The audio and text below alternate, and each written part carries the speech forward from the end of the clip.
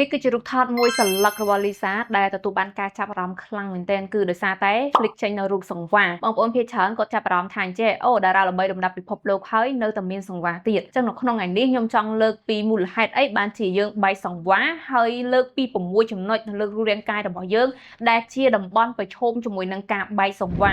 សម្រាប់បងប្អូនដែលកំពុងស្វែងរកម៉ាស៊ីនចម្រោះទឹកដែលមានគុណភាពខ្ពស់នេះជាម៉ាស៊ីនចម្រោះទឹក Mediset មានធាតុតម្រង់ចំនួន5មិនប្រើប្រាស់អគ្គិសនី1នាទីអាចចុះទឹកបានរហូតដល់1លីត្រគឺជាទឹកដែលមានសារធាតុ pH និងជាតិរ៉ែគ្រប់គ្រាន់បងប្អូនចំណាយត្រឹមតែ$229នឹងទទួលបានម៉ាស៊ីនមួយគ្រឿងហ្វ្រីដំឡើងជូនដល់ផ្ទះមានការធានា2ឆ្នាំចឹងសួរតាហេតុអីបានស្បែកយើងឈានទៅដល់ការបែកសង្វាហ្នឹងវាអាចមានកត្តាច្រើនកត្តាទី1គឺបណ្ដាលមកពីការឡើងទម្ងន់ខ្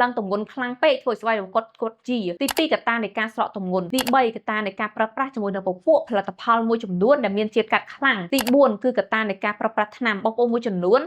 គាត់មានជំងឺប្រចាំកាយឬក៏ជំងឺជប់ខ្លួនចឹងទៅគាត់លេបថ្នាំនឹងញឹកញាប់ប្រចាំចឹងទៅវាធ្វើឲ្យគាត់ចាប់ផ្ដើមបែកសង្វាដូចគ្នាដែរដែលសង្វាភាគច្រើនអ្នកខ្លះគាត់បែកនៅតំបន់ឃ្លៀដើមទ្រូងអ្នកខ្លះគាត់បែកនៅត្រង់ក្បាលពោះអ្នកខ្លះគាត់បែកនៅត្រង់តាគៀកខាងក្រោយឬហើយអ្នកខ្លះទៀតគាត់បែកនៅកន្លែងសាច់ដើមផ្លូវហើយអ្នកខ្លះទៀតគឺគាត់បែកនៅត្រង់កន្លែងកពួនជើងក្រៅពីនេះអ្នកដែលគាត់ប្រឈមជាមួយនឹងការបែកសង្វាហ្នឹងគឺស្ត្រីមានផ្ទៃពោះឬក៏ស្ត្រីដែលគាត់សម្រាប់កូនរួចសង្វាគឺជាស្លាកស្នាមមួយដែលពិបាកនៅក្នុងការព្យាបាលខ្លាំងមែនទែនព្រោះវាកើតឡើងដោយសារតែការរហែកនៃថង់ស្វែតរបស់យើងអញ្ចឹងផលិតផលមួយចំនួនគឺសឹងថាអត់អាចព្យាបាលសង្វានឹងបានទេប៉ុន្តែបើសិនជាយើងចោះបាត់សង្វាក៏យើងឧស្សាហ៍ទៅ clinic ដើម្បីប្រឹក្សាជាមួយនឹងអ្នកជំនាញតែម្ដងដើម្បីរកដំណោះស្រាយដែលអាចព្យាបាលស្នាមសង្វានឹងបានហើយបងប្អូនមួយចំនួនគាត់ឆ្ងល់ថាអញ្ចឹងចុះដោយករណីលីសាអញ្ចឹងលីសាអត់គាត់ទេហើយលីសាស្គមទេហើយបើគាត់មានសង្វាដែរជាពិសេសគឺអ្នកខ្លះទេគាត់ឆ្ងល់ថាគាត់អត់ប្រើប្រាស់លេលាយគាត់ប្រើប្រាស់ថ្នាំទេហើយគាត់ក៏ដែរមានប្រវត្តិឡើងគីឡូដែរប៉ុន្តែហេតុអីបានគាត់មានសង្វាហ្នឹងសង្វាខ្លះវាកើតឡើងដោយសារតែកត្តានៃការលូតលាស់សង្វាហ្នឹងគឺកើតឡើងនៅពេលដែលចាប់ផ្ដើមពីយើងពេញវ័យទៅគឺយើង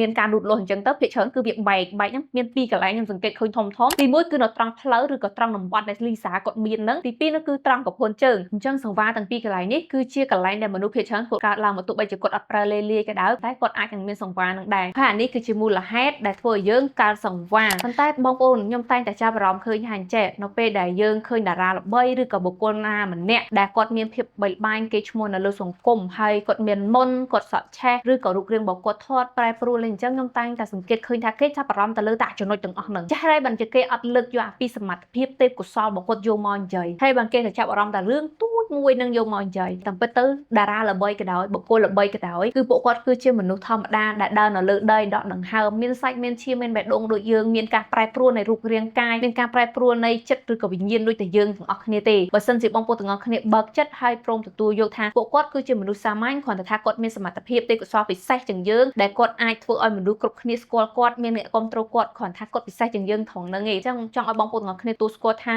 មិនមែនតារាទាំងអស់គឺចេញមកត្រូវតែស្អាតភ្លឹងដោយការគិតរបស់យើងទេអញ្ចឹងនៅក្នុងវីដេអូមួយនេះគឺមានដំណឹងអរគុណច្រើនជួបគ្នាជាមួយនឹងខ្ញុំនៅវីដេអូក្រោយ